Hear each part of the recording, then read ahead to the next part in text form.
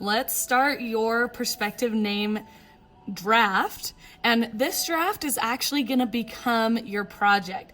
What you're going to do is just go to a certain step. You are going to submit it before you move on and finish it for your project.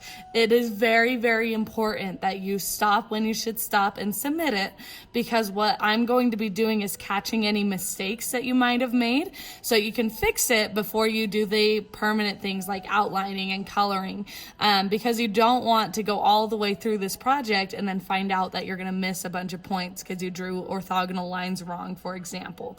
So we are going to do this in certain steps. You're going to follow along with me. Obviously, I will be using my name as an example, but you will have your own name to work with. Or you could use your last name, you could use your middle name. Remember, the requirement is that you have between 5 and 8 letters in perspective. So I'm just going to use this scrap of paper and I'm going to grab a new one for my project. But my last name, Holtree, would work because that's 6 letters, okay? But for example, let's say your name was Ava. That's not going to work. It's only 3 letters. You need more letters there. So you could add your middle and last initial. So let's say my middle initial was O, last initial was M. So that could work because that's 5 right there. You could have, if I had Ava still, I can do 2 like 3D stars and draw them in perspective on the side. That would work because that's 5 things in perspective.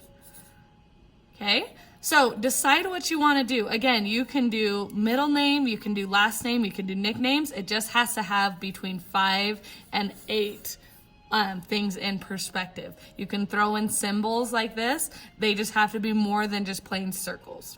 Okay, so let me set this aside and grab an actual piece of paper. So you do want to work on a plain piece of printer paper for this. You do not want to work on a scrap piece of paper, even though it is a draft, because like I said, this is going to turn into your project. So the first step we need to decide after you figured out what you're doing is what arrangement do you want your letters in. So here's an example where the letters are in like an arched arrangement. Here's like the same type of thing but opposite direction. Here's one where they're kind of straight across, but she played with the sizes. Here's one where they're straight across, but they're all the same. And then here's another one where it's an arched arrangement like that. So couple of ideas for you to think about. There's also like you could do zigzag letters. You can do them vertically and going down the side. Just however you want to arrange your letters, you have to decide that now, because our first step is to lightly sketch those letters out where we want them to go.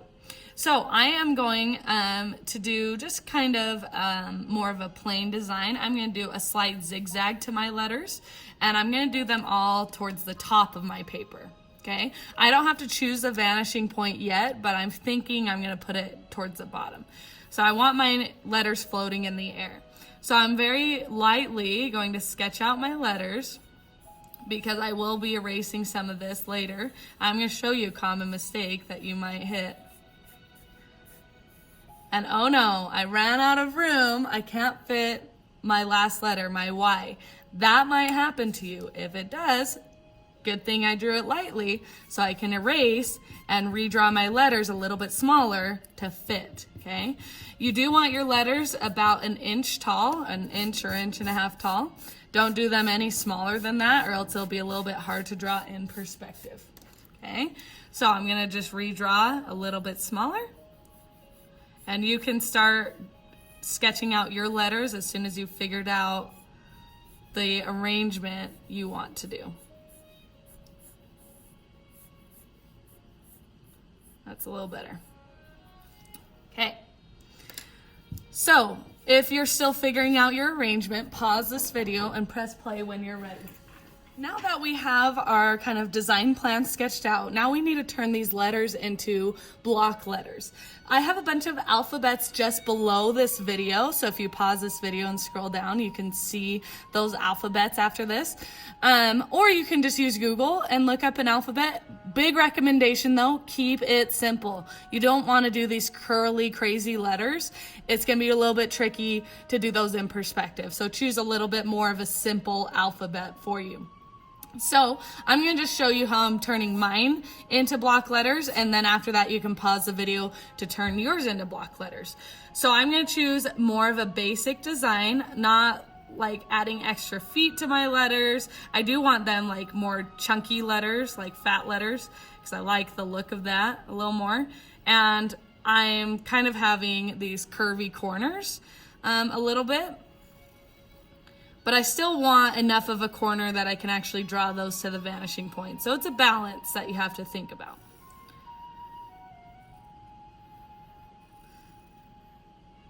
Okay, so I'm just going through and I am making these outlines pretty dark off the bat, but that's because I have a lot of experience drawing block letters. So you may want to start by drawing yours light and then darkening them once you're confident with your lines. So just a warning, a word of advice for you.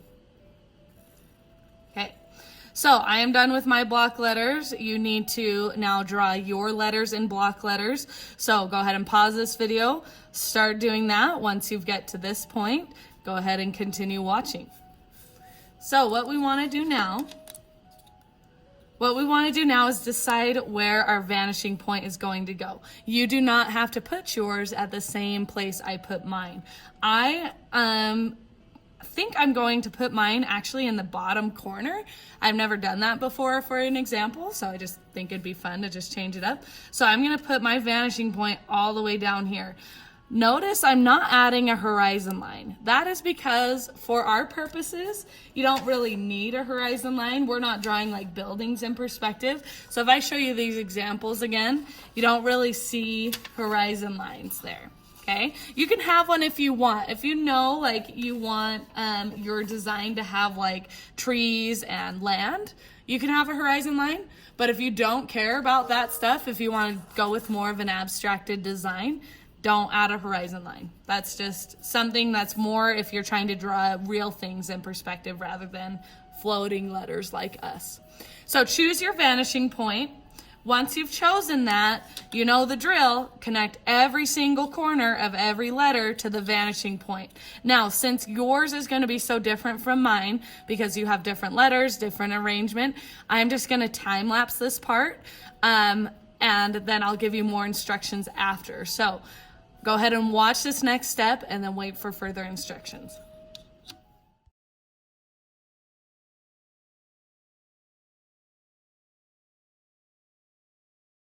Before you start on your letters, big reminders. Number one, if you ever are going to run into a letter, you draw that line and then you stop. Do not skip over the letter and then keep drawing it. That's a common mistake students make. So check your letters at the end. Did you draw the line, skip it, and then keep drawing? Because that's wrong. Remember, you draw the line. If you hit a letter, then you stop there. Make sure you check every single corner. So like I almost missed the inside of this R. Check every single corner. If it's not going to immediately draw through a shape, you should be drawing it. So what you need to do now is go ahead and start drawing your orthogonal line. So every line to the vanishing point. If you're not going to cut off your letters, if you want them going all the way to the vanishing point, that's all you need to do for this draft, perspective name draft. The button to submit is below this. To get to the assignment, you're going to click on that link where it says to get to or to submit the assignment, click here, and you'll go through and submit it. You cannot start on the final version until I've graded this and given you feedback. That is because I'm going to check all your orthogonal lines. If you move on and start the project and you have incorrect orthogonal lines or you have wrong or you're missing orthogonal lines, you will lose a lot of points. So again, Do not start the project until you've read your feedback on this perspective assignment or this perspective name draft. Again, big warning, okay?